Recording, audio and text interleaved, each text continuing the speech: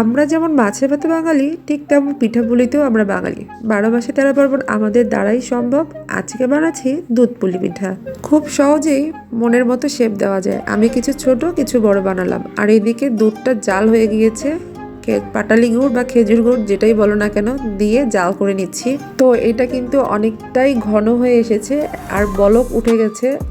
একদম হাই ফ্লেমে আছে চুলার আঁচটা। এ পর্যায়ে সবগুলো পিঠা আমি এখানে ছেড়ে দিব। আর পিঠা ছাড়ার সময় জাল কিন্তু কমানো যাবে না, হাই ফ্লেমে পিঠাটা 7 থেকে 8 মিনিটের মতো আমি জাল দিয়ে নিলাম। এই যে 80% কুক হয়ে গেছে, দেখো কালারটা কত দারুণ এসেছে। আর 5 থেকে 7 মিনিটের মতো এবার একটু মিডিয়াম আঁচে রেখে দিব। ব্যাস, চুলা অফ করে দিয়েছি। দেখো শুকিয়ে কতটুকু হয়ে গিয়েছে দুধটা, একদম গ্রেভিটা রসমালাইয়ের মতো হয়েছে। আর এই যে এগুলো কিন্তু সর উঠেছে, মানে মালাই। এবার খাওয়ার পালা। উফ, আমার তো আর তর সইছে না, এত মজা হয়েছিল কি বলবো। দেখো গ্রেভিটা কতটা ঠিক হয়েছে।